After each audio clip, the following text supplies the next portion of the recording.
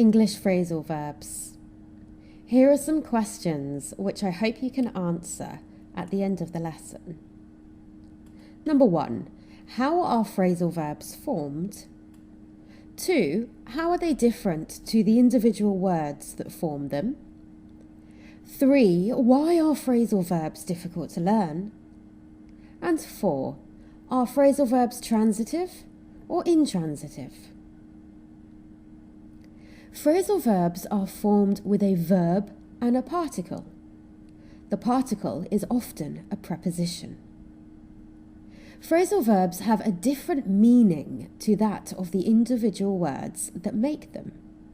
For example, the phrasal verb give up means to quit or stop doing something permanently, which is different from the individual words give and up. A single phrasal verb can also have more than one meaning. Let's look at the phrasal verb turn up. It can mean to happen unexpectedly. For example, I hope another opportunity will turn up. It can also mean to increase the volume if you're listening to something. I can't hear, turn it up. And it can also mean to appear somewhere. For example, hello David, nice of you to turn up. Phrasal verbs can either be transitive or intransitive. Remember, transitive verbs take an object. Here, the phrasal verb turned up is transitive. I turned up the volume. We have an object, the volume. Intransitive verbs don't take an object.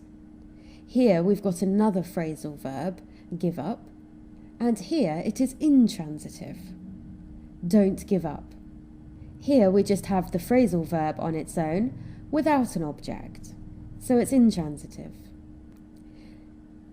Now, because phrasal verbs are made up of at least 2 words, they can be separable and inseparable.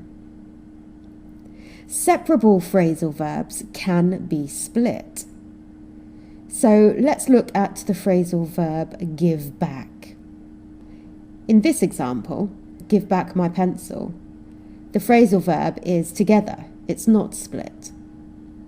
But we can split it. It's separable. We can say give my pencil back. And here we have the object, my pencil, coming between the individual words of the phrasal verb. Inseparable phrasal verbs can't be split. For example, look like, which means similar in appearance. You look like your sister. But we cannot split it. We can't say you look your sister like. This is incorrect. So some phrasal verbs can be split and some phrasal verbs can't be split. However, phrasal verbs are always split when the object is a personal pronoun. So he, she, or it, them. For example, give it back. This is correct. But we cannot say give back it. Here's another example. Turn it on. This is good because the phrasal verb is split. We've got it in the middle. But we cannot say turn on it. So how did you get on with those questions? Let's have a look at some answers. So phrasal verbs are usually formed with a verb and preposition. Number 2, phrasal verbs have a different meaning from the individual words that make them up. And one of the reasons why phrasal verbs are difficult to learn is that phrasal verbs can have many different meanings. And number 4, phrasal verbs can be both transitive or intransitive. How did you get on?